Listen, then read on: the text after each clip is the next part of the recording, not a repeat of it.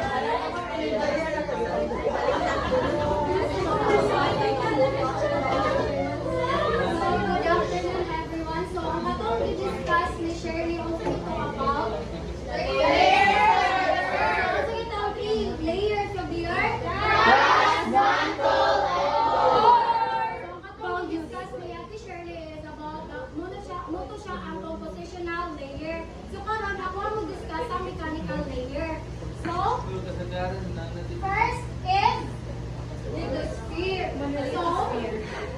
Lithosphere. So lithosphere is the solid outer part of the earth. So also ganitong two parts sa crust. Very good. So oceanic and continental crust. So also man dun ang lithosphere.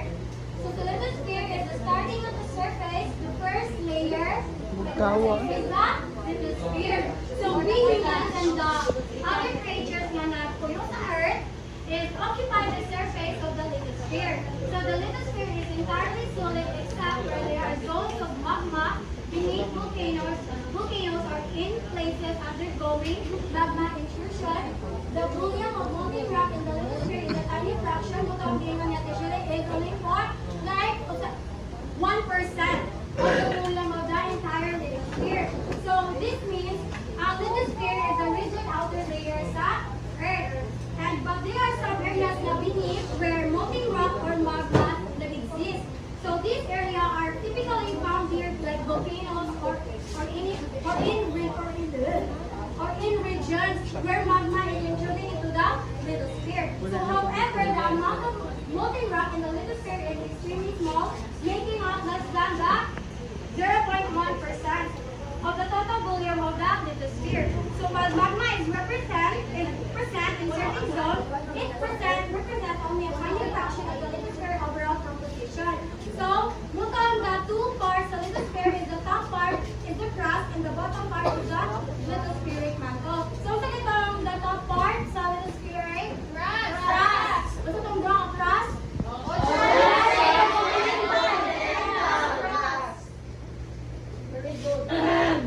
So next is the asthenosphere. So muto ang example niya kay Shirley Lino nga katong itlog.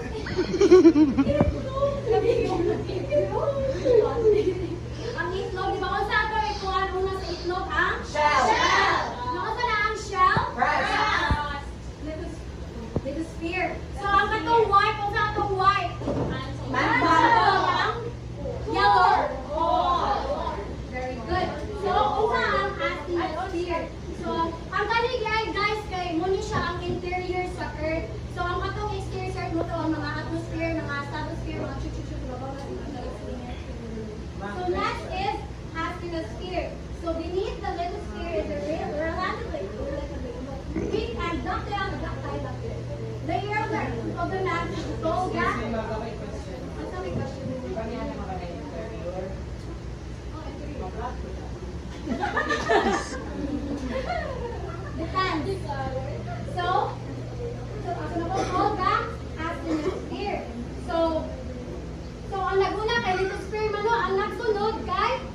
Atmosphere. So, muna siya ang atmosphere, guys.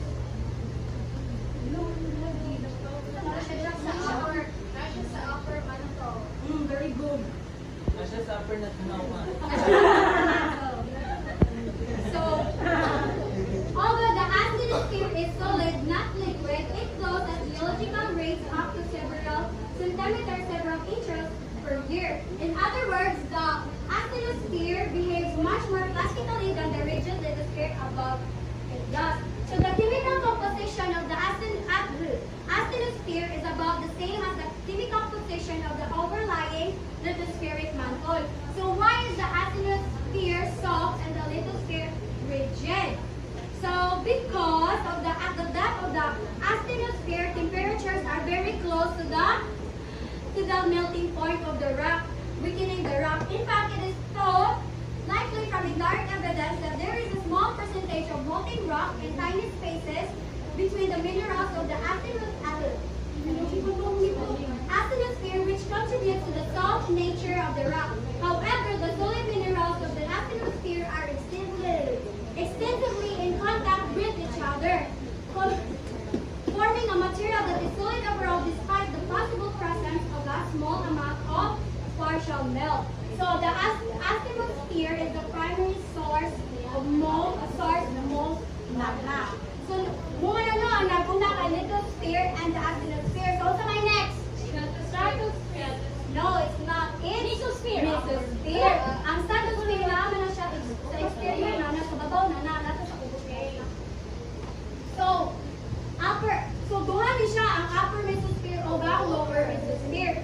So, ato sa i-define mo sa ang mesosphere. So, ang mesosphere is a layer within the Earth's mantle located beneath the asthenosphere above the outer core. So, it divided into two sections, which is the upper mesosphere and the lower mesosphere. So, ato sa i-define ang una ang upper mesosphere. So, beneath the asthenosphere is the rest of the mantle, the mesosphere. So, the asthenosphere is a layer of the mantle just beneath the earth crust that is partially molten and can flow like a thick liquid. So below it lies the mesosphere, which is the deeper part of the mantle. So nana siya sa mantle ang mesosphere. So ang katong sa crust is mo to ang lithosphere o ang asthenosphere. And sa mantle nana dito ang mesosphere, the upper and the lower. Nana sa tunga-tunga. So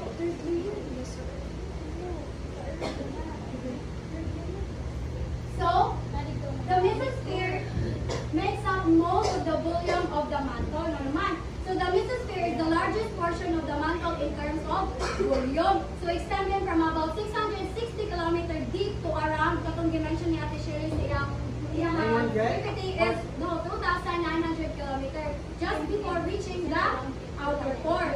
So the mesosphere is entirely solid. So unlike the asthenosphere, which is partially molten, the mesosphere is solid na naman. Okay, the pressure of this gas is high na siya. The rock remains in a solid state even though the temperature is extremely high.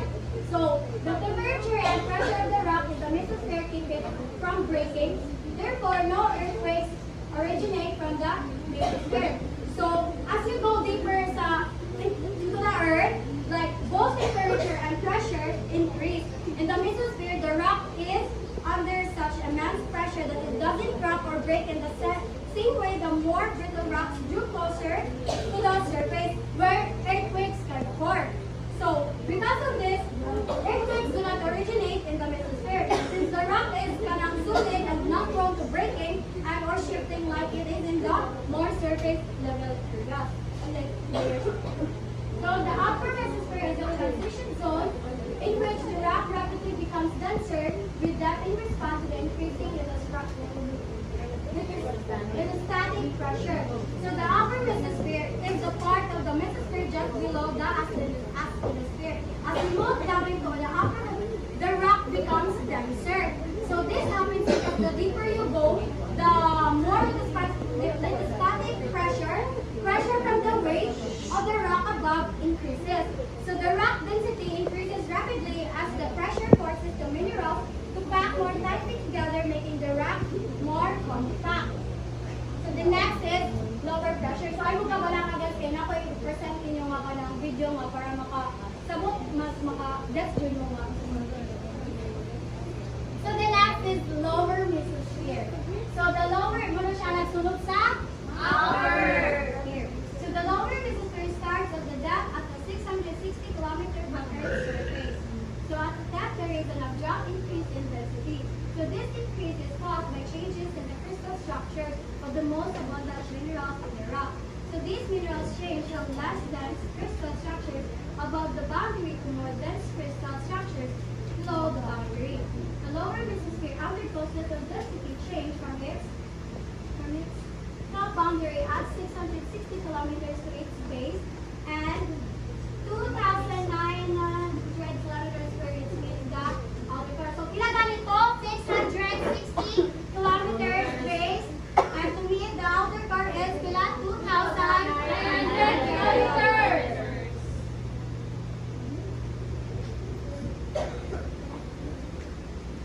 So muna na sa mantle no, ato na sa itlog na yellow. So which is the outer core. Core. So naay kulag sa core. O sa to? Outer core. Inner core. So first is the outer core. So the bottom of the mesosphere is the boundary with the Earth's core. The core is about twice as dense as the crust and about 1.5 times as dense as the mantle. The outer core is liquid, as was discovered, but it was observed that S-waves will not pass through. So ang kaning S-wave is seismic waves na siya. Nangyari siya ay to the primary and the secondary mo to ang dimension ni Missy. So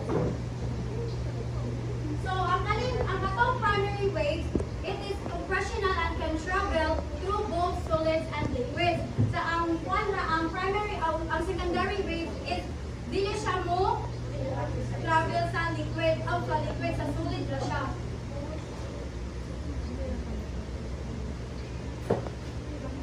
So the kanyang outer core is the layer beneath mesosphere and it's made of liquid metal. So naanap din ang katong yung dimension ni Missy is nga na dito ang iron of nickel. That's man ko. So next task is the inner core. So the inner core is solid. The inner core is the central part of the Earth's core and it is solid. Despite being made of materials that under normal conditions would be liquid at such high temperatures, this in contrast to the outer which is liquid. So the inner and outer core are made of the same iron rich metallic composition. So both the inner and outer core are primarily made of iron and nickel, which are mga heavy metals na sila. So the main difference between them is their state solid is the inner core and the outer solid in the inner core and the outer. So the temperature of the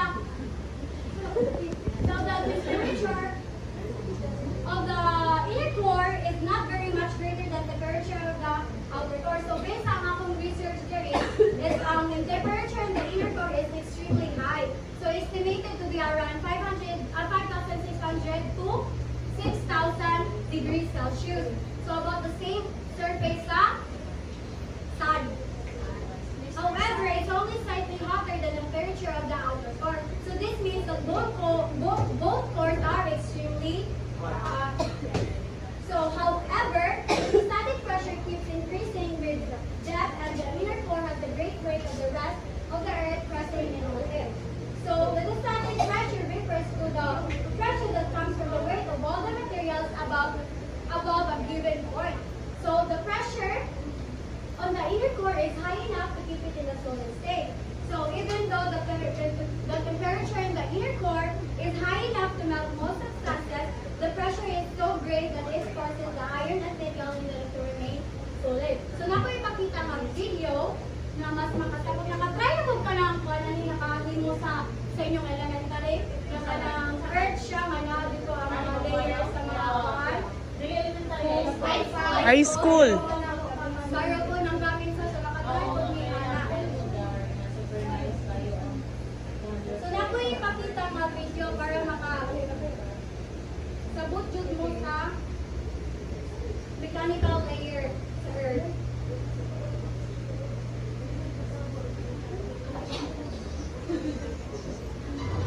Get the top restaurants in town delivered straight to your door. Adobo! Come guys. Download the Food Panda app and order. Video, I'd like to talk about the lithosphere. Welcome to the Math Science. In this video, I'd like to talk about the lithosphere. The lithosphere is a solid and rigid outer layer of our planet. It includes the crust in the upper part of the mantle that contains rich rocks. You will notice in this picture that the lithosphere is the top layer of the Earth.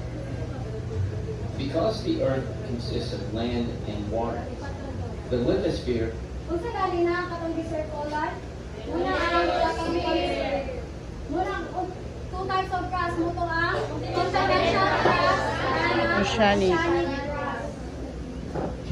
can be subdivided into oceanic lithosphere and continental lithosphere.